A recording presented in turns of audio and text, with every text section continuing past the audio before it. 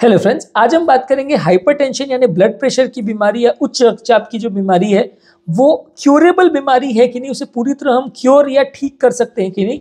Cure से मेरा मतलब है कि एक बार अगर हमने वो थेरेपी या वो ट्रीटमेंट कर दिया तो पेशेंट को कभी कोई तकलीफ नहीं आएगी और दवा भी बंद हो जाएगी। इसको हम क्योर की कैटेगरी में मानेंगे। अगर दवा चलती रहेगी तो ऑब्वियसली बीमारी कंट्रोल तो रहेगी, सप्रेस तो रहेगी, लेकिन उसे क्योर नहीं माना जाएगा। क्योर का मतलब यह है कि पूरी तरह से आप दवा को बंद कर सको और अगर कोई लाइफस्टाइल मॉडिफिकेशन इस तरह भी कर रहे हो तो उसको भी बंद कर सको तो बीमारी पूरी तरह ठीक हो जाएगी। या कोई सर्जरी भी अगर इस तरह की अवेलेबल है कि नहीं, इस बारे में बात करेंगे। अगर कोई क्योर अवेलेबल है तो क्या है वो क्योर, और अगर नहीं है तो क्यों पॉसिबल नहीं है उसका क्योर, इस बारे में डिस्कस करेंगे। क्योंकि काफ़ी लोग यही तरह की बात करते हैं कि एलोपैथी यूजुअली या मेडिकल साइंस में इन बीमारियों का क्योर अवेलेबल नहीं है तो पूरा साइंस ही वेस्ट है। मेडिकल साइंस ने क्यों इतनी तरक्की नहीं की, इसको क्योर क्यों नहीं कर सकते। आज उस चीज़ को और उससे रिलेटेड इश्यूज पर बात करेंगे। जो लोग हमारे चैनल पे नए हैं उन्हें रिक्वेस्ट करूंगी चैनल को सब्सक्राइब करें। ऐसा करने से चैनल को कंटिन्यू करने के लिए हमें मोटिवेशन और इंस्पिरेशन मिलती है। बेसिकली हाइपरटेंशन क्या है? हाइपरटेंशन बेसिकली एक फिनोमेना है जिसमें हृदय की नलियों के अंदर का जो प्रेशर है वो नली की दीवारों पर एक प्रेशर एक्सर्ट करता है जिससे दीवारों पर फोर्स होता है। जितना इंटरनल ब्लड का प्रेशर होगा वो दीवारों पर उतना प्रभाव डालेगा, जिससे अगर बहुत ज़्यादा प्रेशर होगा तो नलियाँ डैमेज हो सकती है। हाइपोटेंशन का मतलब है कि प्रेशर बहुत ज़्यादा लो हो जाता है। ये भी डेंजरस है क्योंकि इसमें नलियों में क्लॉटिंग का टेंडेंसी बढ़ जाता है, टिश्यू को बराबर ब्लड नहीं मिलता। हाइपरटेंशन इसलिए डेंजरस है कि ज़्यादा प्रभाव नलियों की दीवार पर ये डालता है तो धीरे धीरे करके नलियों को डैमेज करता है। अगर एक सिंगल लाइन में मुझसे पूछा जाए कि क्या हाइपरटेंशन क्यूरेबल प्रॉब्लम है, तो बेसिकली हाइपरटेंशन 90-95% केसेस में क्यूरेबल प्रॉब्लम नहीं है। उसको पूरी तरह से क्योर नहीं कर सकते। यदि कोई भी पैथी की मेडिसिन आप ले रहे हैं तो वो मेडिसिन को आपको ज़्यादातर लाइफ टाइम कंटिन्यू करना पड़ेगा, तभी वो कंट्रोल होगी। मेडिसिन लेने से वो कंट्रोल हो जाएगा इस बात की गारंटी है। 99% केसेस में हम हाइपरटेंशन को कितना भी हाई प्रेशर हो कंट्रोल कर सकते हैं, क्योर नहीं कर सकते, यानी इसका मेडिसिन बंद हो जाएगी। ये किसी भी पैथी में पॉसिबल नहीं है, एलोपैथी में भी नहीं, किसी और पैथी में भी नहीं।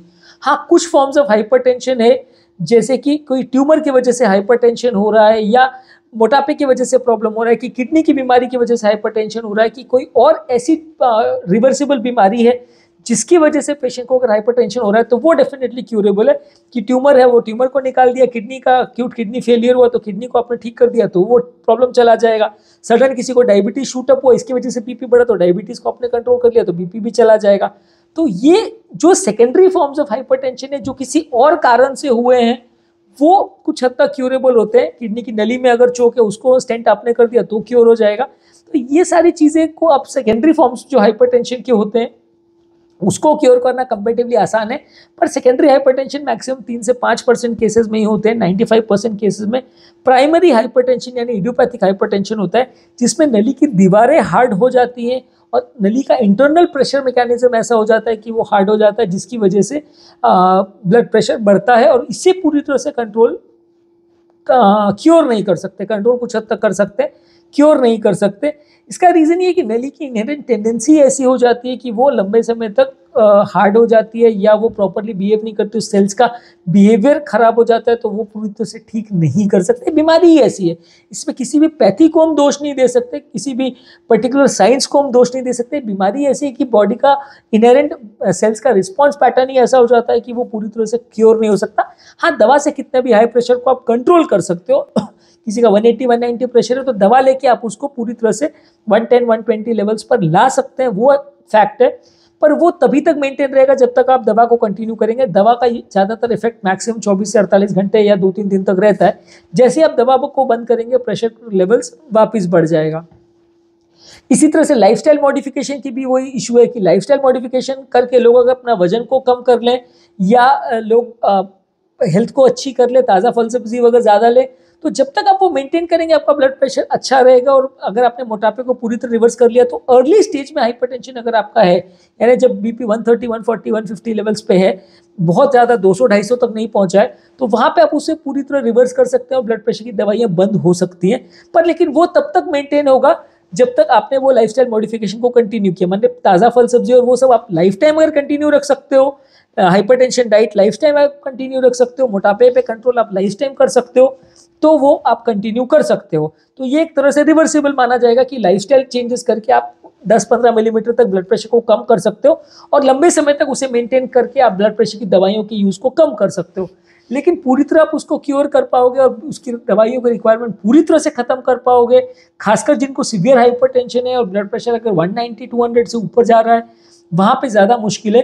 क्योंकि लाइफस्टाइल मॉडिफिकेशन करके या साग सब्जी वगैरह खा के भी या कोई इस तरह के परहेजी वगैरह करके भी आप उसके ब्लड प्रेशर लेवल्स को 10-20 मिलीमीटर ही कम कर सकते हैं।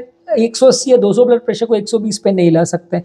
अगर किसी को, कुछ लोग पर्टिकुलर केस का क्लेम करते हैं कि मेरे उस दोस्त का हो गया, उस दोस्त का हो गया, तो कई लोग का तो एक्चुअल में इसमें ग्रे जोन काफ़ी है, क्योंकि कई लोग का ब्लड प्रेशर बहुत बॉर्डर लाइन लेवल का होता है। कोई ब्लड प्रेशर किसी सडन बीमारी की वजह से होता है कि सडन किडनी में इन्फेक्शन हो गया, सडन किडनी में सूजन हो गई, कोई ट्यूमर की वजह से हो गया, या किसी किसी को बॉडी में कोई स्ट्रेसर्स की वजह से हो गया, किसी किसी को व्हाइट कोट हाइपरटेंशन होता है कि क्लिनिक में आपने रिकॉर्ड किया तो ब्लड प्रेशर झूठा रीडिंग आ गया, फॉल्स रीडिंग हाई आ गया, या किसी ने बीपी रीडिंग ही प्रॉपरली चेक नहीं किया, रीडिंग के मेजरमेंट्स में ही 10-20 मिलीमीटर का गलती हो गया, क्योंकि वो बहुत कॉमन चीज़ है।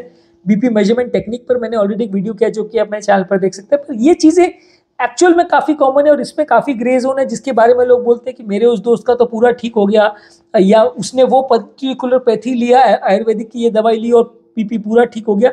तो वो वैसा ठीक उन्हीं लोगों का होता है जिनका रिवर्सिबल कॉज होता है, कि जिसमें हाइपरटेंशन किसी और कारण की वजह से आया था, आपने उसे कंट्रोल कर लिया तो वो हो गया। और बॉर्डर लाइन ब्लड प्रेशर के केसेस में होगा जहां 130-150 तक मैक्सिमम ब्लड प्रेशर रहेगा। जहां बीपी 160-170 लेवल्स को क्रॉस करता है, फिर वहां पे परमानेंट क्योर कर पाना मुश्किल है। अर्ली केसेस में कुछ केस में आप अचीव कर सकते हो, जैसे कि प्री डायबिटीज़ का भी होता है कि प्री डायबिटीज़ अर्ली स्टेज में आपने अगर वजन को कंट्रोल कर लिया तो आपका डायबिटीज़ रिवर्स हो जाता है, उसके बाद वो वापस से ना आए, ऐसा हो सकता है अर्ली स्टेजेस में। मेरा खुद का एग्जांपल मैं आपको दूंगा कि आज से 7-8 साल पहले मुझे प्री डायबिटीज़ हुआ था, डायबिटीज़ स्टार्ट हुआ था, शुगर लेवल्स बढ़ गए थे, और उसके बाद मैंने विगरस एक्सरसाइज किया, लगभग 10-12 किलो वजन कम किया, मेरे प्री डायबिटीज़ रिवर्स हो गया। अभी 7 साल जैसे हो गए उस बात को, लेकिन फिर से वापस नहीं आया डायबिटीज़। हर 3 महीने में एटलीस्ट चेक कराता हूँ, तो शुगर लेवल्स वापस बढ़े नहीं है, डिस्पाइट द फैक्ट कि मेरा वजन वापस से बढ़ गया, लेकिन वो वापस से नहीं आया। तो ऐसा अर्ली स्टेजेस ऑफ हाइपरटेंशन में भी हो सकता है, अर्ली स्टेज ऑफ डायबिटीज़ में पॉसिबल है कि आप लाइफस्टाइल मॉडिफिकेशन करके अगर उसको रिवर्स कर सको तो काफ़ी पॉसिबल है। पूरी तरह से पॉसिबल नहीं है, लेट स्टेजेस में पॉसिबल नहीं है, जहाँ बीपी बहुत ज़्यादा लेवल्स पे है वहाँ पॉसिबल नहीं है। और उसमें कुछ कुछ केसेस में ही ऐसा होता है कि लाइफस्टाइल मॉडिफिकेशन आप बंद कर दो तो भी वो बीमारी पलट के नहीं आए, लेकिन जहाँ आप वो लाइफस्टाइल मॉडिफिकेशन बंद कर देते हो, जैसे कि मेरा वजन वापस से बढ़ गया, मेरे खान पीने की जो मैंने उस समय परहेज किया था वो टेंडेंसी वापस से रिवर्स हो गई, तो बीमारी के पलट के वापस आने का चांसेस बढ़ जाता है। आप हमेशा रिस्क पर तो रहते हो कि कभी भी वो बीमारी वापस पलट के आ सकती है। बंद करने के बाद परहेज वो बीमारी पलट के आ सकते हैं, ये इसका क्योर नहीं माना जाएगा। ये माना जाएगा कि नेचुरल वे में अर्ली डायबिटीज़ को आपने कुछ हद तक रिवर्स कर दिया, लेकिन इसको आपको आइडियली लंबे समय तक मेंटेन करना चाहिए, तो ही ये आपका अच्छे रिजल्ट्स मिलेंगे। 100 में से 10-15% केसेस में ऐसा हो सकता है कि लाइफस्टाइल चेंजेस और आपने कंट्रोल को बंद कर दिया फिर भी वो ना आए, जैसे मेरे केस में हुआ, पर लेकिन हर केस में ऐसा होगा ऐसा कोई गारंटी नहीं है। तो इसे आप परमानेंट क्योर नहीं मान सकते, इसे आप खाली एक कंट्रोल या रिवर्स करने का, अर्ली स्टेजेस को रिवर्स करने का तरीका मान सकते हो। ये रिवर्सिबिलिटी भी खाली अर्ली स्टेजेस में ही काम करेगी, या ट्रांजिएंट किसी को बीपी या शुगर बढ़ाओ उसमें वर्क करेगी, कि सडन स्ट्रेस की वजह से, सडन किडनी की प्रॉब्लम से एक बार बीपी 200-250 चला गया, और जैसे ही वो बॉडी का स्ट्रेसर चला गया, कोई इन्फेक्शन या जो भी इश्यूज थे बॉडी में वो चला गया, तो बीपी अपने आप नॉर्मल आ गया, तो वो परमानेंट हाइपरटेंशन की कैटेगरी में नहीं आएगा, उसे रिवर्स किया जा सकता है। लेकिन जहाँ परमानेंट हाइपरटेंशन हो गया, सीवियर हाइपरटेंशन हो गया, वो रिवर्स नहीं, मुश्किल होता है। जो होता है यानी फैमिली हिस्ट्री होती है, इसकी वजह से होता है। जेनेटिक कंपोनेंट को आप ऑब्वियसली रिवर्स नहीं कर सकते, अगर आपके पेरेंट्स को था और आपको उसकी वजह से हुआ है तो उसको आप रिवर्स नहीं कर सकते। लाइफस्टाइल रिलेटेड फैक्टर्स की वजह से होता है कि आप खाने में नमक ज़्यादा ले रहे हो, एक्सरसाइज नहीं कर रहे हो, वजन ज़्यादा है, डायबिटीज़ हो गई, ओबेसिटी हो गई, तो उसकी वजह से भी हो सकता है। उम्र बढ़ने के साथ भी कई लोग को होता है, क्योंकि कुछ लोग को जैसे जैसे उम्र बढ़ते जाती है नलियाँ हार्ड होते जाती है, तो वो ऑब्वियसली ये भी रिवर्सिबल नहीं है, तो उम्र के साथ भी कई लोग को हाइपरटेंशन हो सकता है। कुछ क्रॉनिक कंडीशन है, जैसे स्लीप एपनिया है, किडनी की बीमारी है, डायबिटीज़ है, हार्ट की कुछ बीमारियां हैं, इसमें भी लोगों को हाइपरटेंशन हो जाता है। लाइफस्टाइल स्ट्रेस की वजह से भी लोगों को हाइपरटेंशन हो जाता है। कुछ मेडिसिन की वजह से भी हाइपरटेंशन हो सकता है, जैसे कि स्टीरॉइड्स हैं, एंटी डिप्रेसेंट्स हैं और पेन किलर्स है। ऑब्वियसली अगर मेडिसिन रिलेटेड किसी को हाइपरटेंशन है तो वो रिवर्सिबल की कैटेगरी में आएगा, कि उसको मेडिसिन जैसे आपने बंद करी तो बॉडी में वो स्ट्रेसर चला जाएगा, तो हाइपरटेंशन आपका ठीक हो जाएगा। वैसे ही जो दूसरी बीमारी की वजह से हुआ, जैसे diabetes, sleep apnoea, kidney disease की वजह से, ओबेसिटी, वजन की वजह से हुआ, वो रिवर्सिबल की कैटेगरी में आएगा, क्योंकि आप उसको रिवर्स कर सकते हो। जो दूसरी बीमारी को आपने ठीक कर लिया तो बाकी प्रॉब्लम आपका चला जाएगा, पर वो क्योर वो प्राइमरी हाइपरटेंशन की कैटेगरी में नहीं आएगा, एक तरह से सेकेंडरी हाइपरटेंशन की कैटेगरी में ज्यादा मान सकते हैं उसको। तो वहां पे आपने कॉज को रिवर्स कर लिया तो काफी हद तक आप कंट्रोल कर सकते हो। बहुत ज्यादा अगर हाइपरटेंशन हो तो फिर उसे करना मुश्किल है, क्योंकि लंबे समय तक अगर बहुत ज्यादा हाइपरटेंशन हो जाए तो नलियां परमानेंटली अंदर से डैमेज हो जाती है, फिर उसे रिवर्स करना बहुत मुश्किल हो जाता है। हाइपरटेंशन को आप कंट्रोल कैसे करते हैं? अलग अलग तरह की बीपी की मेडिसिन आती है, उससे आप कंट्रोल कर सकते हैं। उसके लिए अलग अपने ऑलरेडी चैनल पे काफी वीडियोस किए हाइपरटेंशन की मेडिसिन के लिए। इसके अलावा लाइफस्टाइल चेंजेस करके आप उसको मॉडिफाई कर सकते हो। हेल्दी डाइट लिए, रेगुलर एक्टिविटी करें, स्मोकिंग अल्कोहल वगैरह उसको कर्ब करें। कौन कौन से लाइफस्टाइल चेंजेस से आप हाइपरटेंशन को कंट्रोल कर सकते हो उस पर भी हमने वीडियो किया है, हमारे चैनल पर आप देख सकते हैं। इसके अलावा कुछ सर्जिकल प्रोसीजर्स या मेडिकल प्रोसीजर्स भी होते हैं, जैसे रीनल सिंपैथेटिक अब्लेशन या रेडियो फ्रीक्वेंसी अब्लेशन है, जिसमें किडनी के चारों ओर जो नर्व फाइबर्स हैं उनको हम रेडियो फ्रीक्वेंसी एनर्जी से डैमेज कर देते हैं, जला देते हैं। तो इसमें कुछ ट्रायल्स ऐसा कहते हैं कि ब्लड प्रेशर को रिवर्स कर सकते हैं, पर इसके लिए भी अभी तक डेटा जो है वो बहुत अच्छा डेटा अवेलेबल नहीं है। इससे भी ब्लड प्रेशर का रिडक्शन जो है वो लंबे समय तक मेंटेन रहता है, ऐसा जरूरी नहीं है। वैसे ही किडनी की नली में अगर ब्लॉकेज है तो आपने उसको स्टेंट कर दिया तो ब्लड प्रेशर रिडक्शन अचीव हो सकता है, पर वो भी लंबे समय तक चलेगा ऐसा कह पाना मुश्किल है। वैसे भी केस में कई बार ब्लड प्रेशर वापस पलट के आ सकता है। ट्यूमर रिलेटेड अगर किसी को है और आपने ट्यूमर का ऑपरेशन कर दिया तो वो मोस्टली वो ट्यूमर वापस पलट के नहीं आएगा, तो आपको ब्लड प्रेशर का यूजली प्रॉब्लम नहीं होगा। तो आज के टॉपिक में हमने बात की कि हाइपरटेंशन क्या एक रिवर्सिबल डिजीज है। देखिए, एडवांस स्टेजेस में हाइपरटेंशन है और जहाँ प्राइमरी हाइपरटेंशन है तो वो यूजली लेट स्टेज में बहुत सालों का हाइपरटेंशन होगा तो रिवर्स नहीं होगा। अर्ली फेज में आपने डिटेक्ट कर लिया और वहाँ पे आपने लाइफस्टाइल चेंजेस कर लिया, बीपी को कम बढ़ाने वाली चीज़ों को कंट्रोल कर लिया, वजन कम कर लिया, किडनी को ठीक कर लिया, रेगुलर एक्सरसाइज आप करने के लग गए, नमक को कम कर दिया, लाइफस्टाइल को पूरी तरह से बदल दिया, जो बीपी को ट्रिगर कर रही थी वैसे कोई ट्यूमर को निकाल दिया, या जो बीपी को बढ़ा रहे थे वैसे कोई दवाइयाँ अगर बॉडी में थी उनको बंद कर दिया, तो आप उसे रिवर्स कर सकते हो।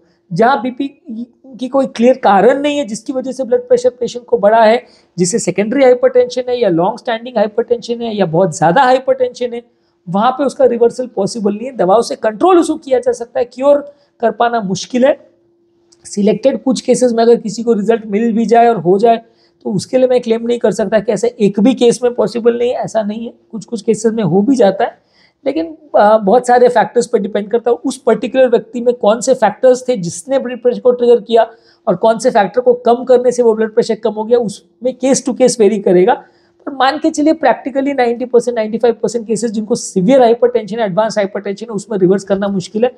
मैक्सिमम अगर आप कर भी लो तो 5-10% चांसेस है कि आप कर सकते हो। यदि इस टॉपिक को संबंधित आपकी कोई कमेंट्स, क्वेरी, सजेशन है, कोई और टॉपिक्स पर आप चाहते हैं वीडियोस बनाएं, कोई पेशेंट रिलेटेड क्वेरीज है तो नीचे कमेंट सेक्शन में उनके बारे में बताइए, हम उन्हें कवर करने का प्रयास करेंगे। अंत में मैं डॉक्टर नवीन अग्रवाल तहे दिल से आपका शुक्रिया अदा करूँगा कि आपने इस टॉपिक को एंड तक देखा। जो लोग हमारे चैनल पे नए हैं उन्हें रिक्वेस्ट करूँगा कि चैनल को सब्सक्राइब करें। ऐसा करने से चैनल को कंटिन्यू करने के लिए हमें मोटिवेशन और इंस्पिरेशन मिलती है, और जब भी हम कोई नया कंटेंट अपलोड करते हैं उसका नोटिफिकेशन आपको मिल जाता है, आप तुरंत उसे देख सकते हैं। जो लोग हमारे चैनल पे डिटेल वीडियो नहीं देखना चाहते, खाली शॉर्ट फॉर्म में उनको ब्रीफ वीडियो चाहिए, शॉर्ट समरी चाहिए, उनके लिए यूट्यूब शॉर्ट्स, फेसबुक और इंस्टाग्राम पे हम रील्स अपलोड कर रहे हैं। इन सारे कंटेंट को हेल्थ टिप्स की तरह आप अपने फ्रेंड्स, फैमिली, रिलेटिव्स और सोशल मीडिया ग्रुप्स में शेयर कर सकते हैं। जो लोग हमारे चैनल पे कंटेंट ढूंढने में जिन्हें दिक्कत होती है उनके लिए सारे टॉपिक को हमने प्लेलिस्ट में डिवाइड किया है। BP, sugar, cholesterol, heart attack, angioplasty, ये सारे टॉपिक वाइज हमने प्लेलिस्ट बनाए। जिस भी तरह का कंटेंट आपको चाहिए उस स्पेसिफिक टॉपिक पर जाइए, उस प्लेलिस्ट के लिंक को क्लिक करिए, लिंक मैं डिस्क्रिप्शन बॉक्स में छोड़ दे रहा हूँ। वहाँ पे आपको उस टॉपिक से रिलेटेड मेरे चैनल पे जो भी वीडियोस है वो मिल जाएंगे, तो आपको ज़्यादा ढूंढने की मेहनत नहीं करनी पड़ेगी, ज़्यादा टाइम वेस्ट आपका नहीं होगा।